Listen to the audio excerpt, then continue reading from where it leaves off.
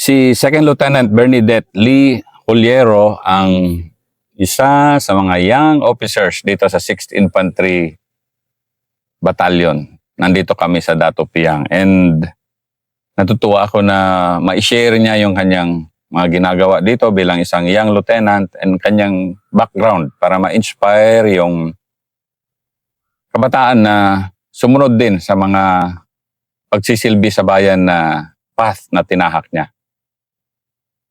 Okay, Bea, go. Auzubillahi minasyaitonirrajim. Bismillahirrahmanirrahim. Assalamualaikum warahmatullahi ta'ala wabarakatuh. Magandang umaga po sa ating lahat. Ako nga po pala si Second Lieutenant Bernadette Lee D. Juliero, O-23215, Finance Service, Philippine Army. Ako po ngayon ay isang platoon leader ng support company. At the same time po, ako rin po ay assistant CMO officer ng 6th Infantry Redskin Battalion na kung saan nasasakupan po namin ang mga munisipyo ng Dato Piang, Dato Salibo, Mama Sapano at saka Sharif Saidona Mustafa. Ngayon po, nandito po tayo ngayon sa Barangay Reyna Rente na kung saan dito po sa taas po yung quarry na ito po ay naging battlefield po noon ng mga ating mga senior officer. Tsaka po dito naman po sa likod, makikita po natin yung mga pawasan po. Ayan po, tubig po dyan sa likod, muddy waters po, na natabunan na po ng water lilies, na kung saan kung nagkakaroon ng heavy rain, dito po yung tambakan ng tubig at bumabaha po dito. Ayan po, may pa-housing na rin po dyan, na project po ng BARM, at saka dito po ang gawi, dito po yung munisipyo namin, tsaka papuntang batalyon na rin po namin.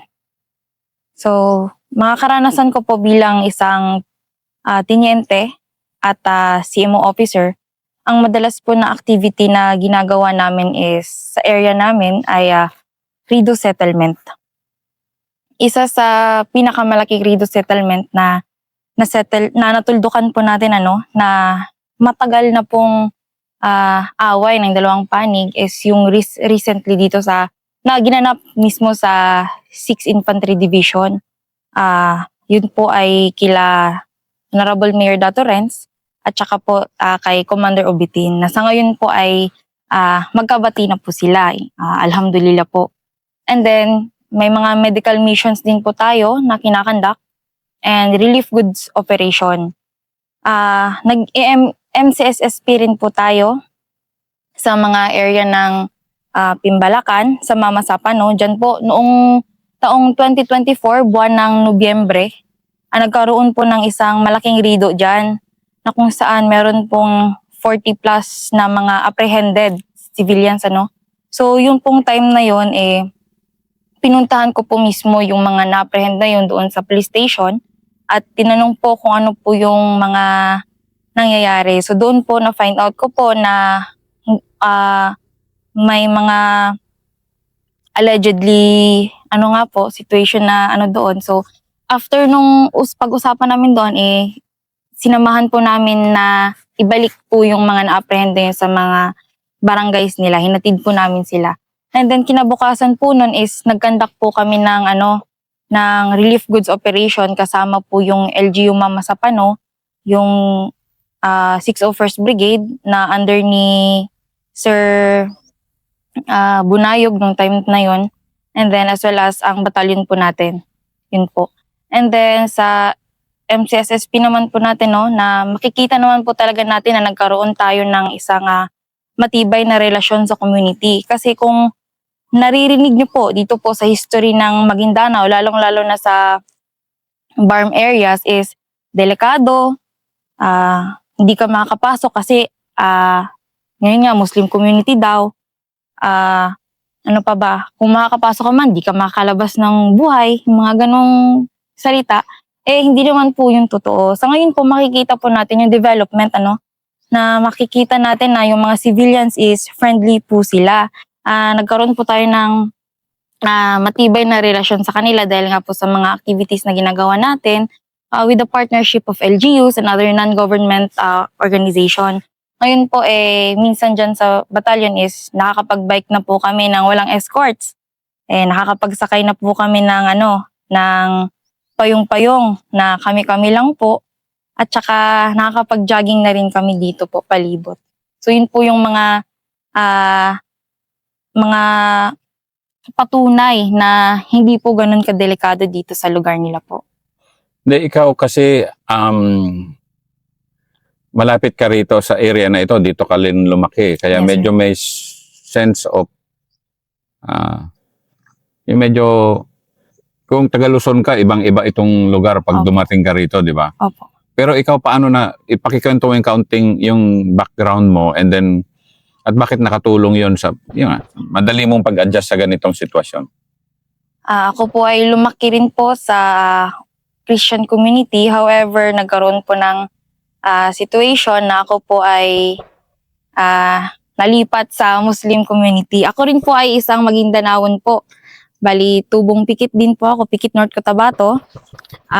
Doon po, kung maririnig nyo naman, sa Mindanao, napakadelikado. Sa Mindanao, maraming barilan, maraming patayan na nangyayari. I-disregard po natin yung mga information na ganun. Kasi po dito po sa Mindanao, marami pong hidden gems dito. Hindi lang po natin na-appreciate gaano kasi po, nakatutok po tayo sa negative comments. So, kung kayo po taga ibang lugar, kapag nasubukan nyo naman pong pumunta dito, doon po makikita nyo po kung gaano po ka-hospitable yung mga tao dito sa Mindanao po. Hindi naman po mahirap sa akin yung pag-adjust dito sa pag-assign ko po sa Datu Piang, sa Muslim area, kasi nga po, Maguindanao din ako. Mas mabilis po akong nakakapag-build ng rapport sa mga community natin dito kasi po madalas po palakaibigan po ako sa mga bata. So ayun kapag may mga bata, sila po yung una nating pinupuntahan.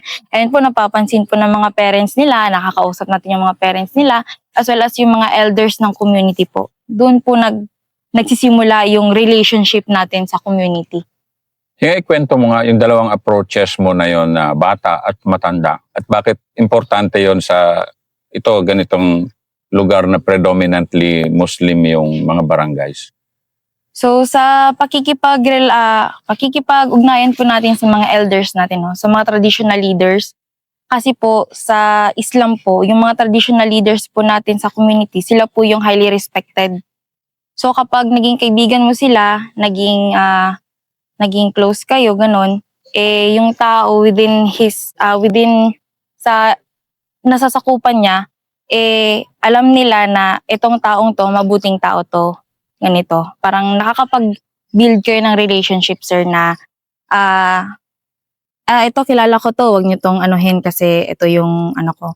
Then pagdating naman po sa mga bata, syempre yung mga parents is tutok kasi sila sa mga bata, Kapag ikaw tao, naging close mo yung mga bata, mas madali mong makuha yung loob nila kapag friendly ka sa mga bata. At saka isa pa, yun talaga, sir, palakaibigan talaga ako sa mga bata, sir. Kasi wala rin po ang kapatid, sir, so parang longing ako sa mga bata, sir. Parang may kapatid ka bigla sa Kasi very Opo, effective si Bea dito. So, kanyang CEO, si Colonel Al Berkeley, nandito sila sa Datu Piang. And yun, mamaya nga, meron siyang pa-Halloween party sa batalyon nila na something new and something na fresh dito sa area. Pero sige nga, to enlighten yung ating viewers, especially yung mga incoming officers na ma-assign dito sa area, na especially yung mga galing Luzon. Ayan, Yes, yung sir. mga kinukwento mo kanina. Yes, sir. Ano yung mga paghandaan dapat nila? So, ayun po, nung experience ko lang po, noong pa-assign pa lang ako, nung nakita ko na yung order ko na 6IB, so, nagtanong agad ako kung ano yung area, ano yung mga meron doon, wala doon. So, dito sa 6IB Datu Piang, siya mabaha siya. So, ang unang-una kong ginawa, nag-order agad ako ng mga botas, yung mga panglamok, kasi nga, baha, may lamok, ganun. And then, isa rin sa sinecure ko yung power bank para sa communication natin. Kasi may mga barangay dito na wala pang kuryente. Pero, yun nga, baka next year or any years from now, magkakaroon din ng linya ng kuryente dito gawi sa area na to. Hindi kasi kinukwento mo kanina, Opo, sir. yan, pagdaan natin ng papunta dito sa Reyna Regente, mga bahay, wala pang kuryente talaga. Yes, sir. Wala po, sir. Na wala talaga. Wala, sir. Bali, yung mga ganyang senaryo naman po dito may tropa po tayo dito na naka-TPB sa Barangay Renarente. Kung sila po ay nagcha-charge naman, ayun po, pumupunta po sila sa malapit na barangay po na may kuryente at doon po sila nakikicharge ng mga power banks nila. Yun lang. Tubig. Sa tubig naman po may umiikot naman po dito na sir, na nagbebenta ng tubig, sir, yung elf na malaki. Doon po, sir, nagbabaybay. Minsan din po nagre-refill sila ng tubig doon po sa poblasyon sa may mga water refilling station, sir. So yun, at least kahit papaano, buhay na buhay naman yung Yes, sir. economy kasi ng Datopiang, no? Yes, sir. Tsaka naman po dito, sir, in terms of communication, may mga signal naman po tayo dito, sir. O sige, isa-isahin natin yung mga yung mga bayan na pinupuntahan mo. Yes, sir. And ano yung nagiging experiences mo? Ano yung impressions mo sa mga bayan na area nyo? Yes. Number 1, Mama Sapano. Sa Mama Sapano po, kung familiar po kayo sa Sub 44, doon po nangyari yung incident na yon. Gaano kalayo from here? Mga nasa 10 kilometers. 15 clicks, ganun, sir. Opo, 10 air to distance, 15. sir. Oh. Opo, sir. Malapit lang kami. Nandito kami sa gitna ng Reyna Regente. Opo, sir. So, kung sir, kung familiar po kayo sa incident na yun, talagang nawalo po doon yung Sub 44, no? And then, yung lugar na yan dyan sa Mama Sapano, di po talaga yan madaanan noon. Sakali na po yan medyo naging open nung na-assign na po dito yung 6IB. So, ganun po ka-influential yung 6IB pagdating sa community. Napaka-friendly po ng 6IB troopers natin, sir. Doon po, ang experience ko po doon sa Mama Sapano, doon po sa, yung na-mention ko nga po kanina, sir, yung Barangay Pimbalacan, nagkaroon po yan ng history dyan na yung malaking rido na kung saan naman po nag-participate po tayo bilang bunga ng ating MCSSP, sir. Yung establish ng ating relationship sa mga community doon, madali natin silang napakiusapan, sir. Madali nating na-neutralize yung gulo, sir. Na kung saan agad kinabukasan nakapag-conduct agad tayo ng activity to help the community na naapektuhan sa rido na yun, sir. Yung mga bakwit natin, sir. Kasi nga, in simple terms, ano ba yung rido? So, ang rido po, no, ay ito po yung parang clash between two families or more na kung saan parang gantihan hanggang sa magkaubusan na kung saan minsan magkaka-relatives lang din yung involved, sir. Or nakadepende po sa situation. Basta ito po ay conflict between two parties. Na ang military, katulad mo ngayon, Yes, sir. talagang Kami po ang nagbi-bridge sa kanila, sir, na magkaroon ng settlement para matuldukan po yung pinaka-punot dulo ng kanilang hindi pagkakaunawaan. So usually ang ginagawa namin dyan is pinapatawag, ako po bilang CMO officer is ako po yung kumokontak sa mga commanders natin or kung sino po yung pwedeng itap natin para po mapatawag po natin yung isang party, and then as well as yung isang party rin po na kung saan may initial agreement po, and then kapag napagkasunduan naman po proceed tayo sa safe place. Minsan sa battalion po namin ginaganap yung settlement nila na kung saan nagkakaroon sila ng written agreement na iwasan na yung ganong gulok kasi kung kunyari isang party is nilabag niya yung kasulatan, magkakaroon naman po ng tawag nito, parang bayad or kung baga punishment, yun po, sir. ano sa mga activities nyo yung talagang tuwang-tuwa ka at nagagawa mo? I mean, Rido, okay. Yes, sir. Pero totoo lang, Yes, sir. mabigat na trabaho yun, Yes, sir. di ba? Mabigat talaga siya, sir. Mabigat siya dahil kadalasan ng Rido dito may patay na. Yes, sir. Yung sa iba, mga sir, kunwari nagkaroon ng rido kasi itong side na to, binaril niya yung uncle ng side na to. Parang ganun, sir. So, ayun, sir. Talagang ano yun, talagang may patay na bago ano, and matagal na kung hindi mag-intervene yung military and the local chief executive, mayor, ganyan, talagang tuloy-tuloy ang patayan, parang ubusan nga Yes, ng sir. lahat. Parang ano lang siya, sir, magiging dormant siya in a while. Mm. Tapos, kung nagkakaroon ng tiyempo, doon na naman po, sir. Pero anong activity yung talagang sa'yo, ito, sana ganito na lang activities namin dahil mas masaya akong gawin.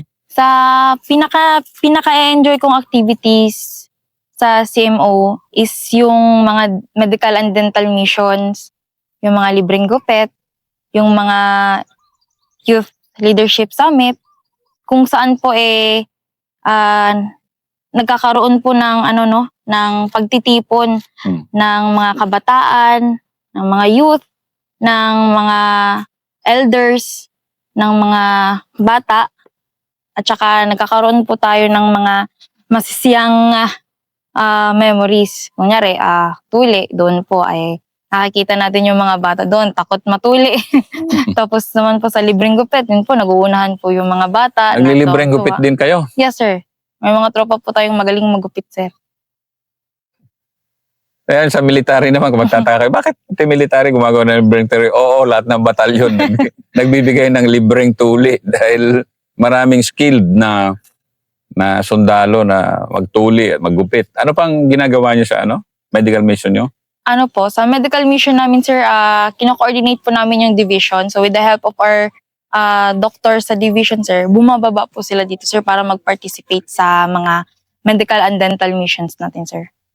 Ganun po ka-active yung 6ID na handang sumuporta kahit saang barangay dito papasok, sir, sa Maguindanao, sir.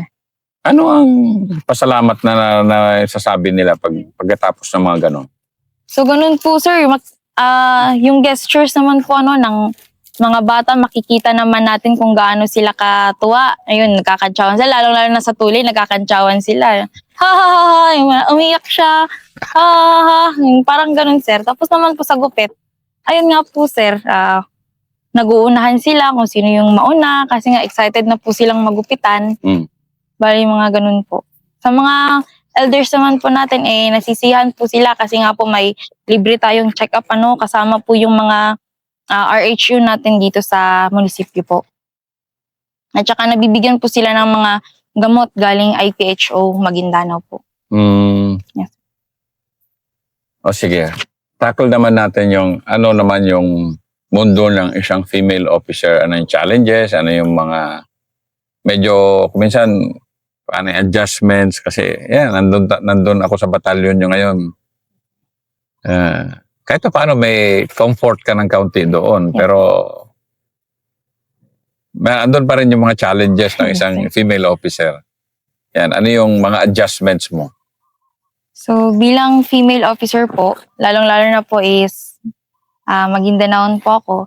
Sa culture kasi namin sa Maguindanaon is kailangan hong magsuot ng hijab. So isa po sa challenge sa akin ang paggamit ng hijab, yung pong sinusuot, sir. So hindi ho ako gumagamit nun kasi minsan po is naiinitan ako, medyo nasasagabal po sa galaw ko. Pero used to it naman po ako ngayon, sir. Sa adjustments naman po sa environment ko bilang isang female officer, since itong organization na to is male-dominated, ganun ho nakikisabay naman ho ako sa mga seniors ko, sa mga tropa ko, at saka hindi naman ho ganun din ka-stricto doon sa namin, sir, kasi pinapractice po sa batalyon namin yung respeto sa bawat isa, tsaka rin po open na rin po kami doon sa batalyon namin, sir, na kung saan is na-address po agad kung may mga issues and concern regarding gender, sir. Talagang very responsive din yung Yes, sir. si Colonel Berkeley na Yes, sir. to address anything na Yes, sir. Yes, sir. And so far, wala pa naman po kaming na-encounter na mga gender-related na issues sa batalyon, sir. Yes. O sige, ikwento mo nga ng kaunti yung para ma-appreciate ng mga kabataan yung naging journey mo towards officership? Kasi dami nagtatanong, paano maging official? Paano maging ganito? Ito, kaya bawat officer na, lalo na yung officer, tinatanong ko kasi yun nga, yung path to officership nila. Yes, sir. Sige. So, noong taong 2022, graduate po ako sa University of Southern Mindanao. Doon po nagsimula yung pag-a-apply ko sa trabaho. Nasubukan ko na pong mag-apply sa Department of Agriculture, sa Water District, sa munisipyo, sa APSLAI, at saka sa iba pang mga organization. So, ayun po, medyo struggle siya. Saka pressure sa bilang isang hindi naman sa breadwinner kasi wala naman po akong sinusuportahan din, sir. So, pressure siya na makita na yung mga classmates natin ay may mga trabaho na tapos tayo ay wala pa. So, ayun, ang sabi ko sa sarili ko, maghintay na lang muna ako kung kailan may quota. Tapos, nung nagkaroon ng opportunity na may exam sa Gensan, so girinab ko na po yung opportunity na makapag-take ng APSAT, SWE, tsaka AQE. So, nung time na yun, ayun po, sa tulong ng Panginoon is, napasa po natin yung tatlong yon. And then, pagdating po sa interview, doon na po naglalaglagan simula, sir, eh. So, ayun po, buti naman at nakapasok din tayo. Nakaya naman din ng natin. Then, sa pagtitraining naman, yung quota kasi ng female is konti lang talaga pagdating sa ganito. So, challenge siya para sa aming females na applicants na talagang pagpursigihin at pagsikapin na makapasok sa ranking na talagang makapasok sa pag-oath taking. Pagdating naman sa training, yun naman, kinakaya naman kasi pride yung gasolina natin para i-pursue yung talagang pangarap natin na maabot na ganun, sir. Bali, okay na ako dun sa part niya. Tuloy mo lang. And then, tuloy lang. Nakapasok na ako sa sir. Sa training na, sir. Yan ako na, sir. Okay. Sa pagpasok ko naman sa OC, nagkaroon din po ako ng challenges regarding sa religion ko. Kasi yun nga ho, nagkaroon po ng issue doon sa pagpapakain sa akin ng pork noon. Tsaka, ayun po, naging inspirasyon ko siya, na para tapusin talaga ang pagiging officer nung time na yun kasi marami akong naririnig na negative na pang pa-discourage nung time na yun kasi yun nga may napa-discharge kasi akong senior, sir. So ayun, pinursigi ko talaga sa sarili ko na kailangan matapos ko tong kursong to. So ayun, sir. And gaano ka yun? Yung parang big challenge mo yun, pasimula Yes, ka pa lang sa career. So, yes, sir. paano yun? So yung situation na yun, sir, ginawa ko talaga siyang inspirasyon, sir. Naging maingat ako sa loob. Ilanam ko din yung mga background talaga ng mga juniors ko para maiwasan ko rin yung incident na yun. Tsaka nung nandito na ako sa Real McCoy is talagang inadapt ko rin yung mga learnings na natutunan ko nung time na yun. Yun yung pagiging observant, tsaka yun yung pagiging awareness talaga din, sir. 2 years ka na dito Yes, sir, 2 years, sir. Kasi isa sa mga gustong-gusto ng mga ka-generation mo, Gen Z, di ba, to choose a career, di ba, Yes, is, sir. of course, job security, di ba? Yes, sir. Recognition, ano pa ba yung mga needs? Ano pa ba yung gusto Sir, stable talaga na trabaho, sir. Kasi nga, ikwento mo, gaano ka-stable yung army as a job? So, ang army po kasi, yun nga yung sabi nila, umulan o umaraw, bumagyo o lumindol, may natatanggap tayong sweldo. Yun ho yung isa na nagpapatunay na stable po ang career na ito. Pero yun nga lang din ho, kapalit po nito, yung safety natin, no, and security. Tsaka yung pong nagiging malayo tayo sa pamilya natin, minsan lang tayo nakakauwi. Tsaka yung mga challenges natin sa job natin, na limited lang tayo dahil we are bounded by rules and regulations. Pero gano'n ka-fulfilled ngayon na andito tayo? Parang nasa New Zealand, daming baka. Pero yan na yung, yan yung pawas ng Datupiang. Yes, sir. Nandito kami sa Reina Regente where so many lives have been wasted. Gano'n ka-fulfilled? 100% fulfilled na po yung dreams ko, sir, kasi isa rin sa pangarap ko ang maging sundalo kasi yun nga ho, karespeto rin po sila dahil nung bata pa ako, sir, madalas akong nasa kampo. Ayun nga ho, nakikita ko yung mga sundalo natin na wow, ang aastig nila. Wow, ganito pala sila. Pero nung ako na mismo ang nasa Real McCoy, hindi lang pala doon yung scope ng trabaho nila, sir. So, ayun po, nakakapagtulong tayo sa community natin na walang kapalit, nakakapag-meet tayo ng mga taong di natin inaasahan na mamimit natin, nakakapag-encounter tayo ng mga situation na di rin natin ine-expect. So, ayun po yung mga isa sa mga lessons learned natin sa buhay na kung saan prestige natin na masabing, uy, naranasan ko yun. Parang ganun, sir. Na masabi mo once in your life, Na I ikaw, was in I that. was here. I was I here. was there. Yung parang ganun, sir. Siyempre, malilipat ka naman eventually. Pero Opo, sir. isa ito sa mga ultimate destinations Yes, ng Philippine Army. Yes, sir. Ganun Datupiang, Maguindanao del Sur. Sa mga kabataan dyan. Oh, yeah, mag-recruit ka na. So, sa mga kabataan dyan, alam po natin hindi ganun kadali yung recruitment process. Pero i-pursue lang po natin, kasi yun nga, naniniwala ko sa kasabihan, if it is your call, it will keep calling you.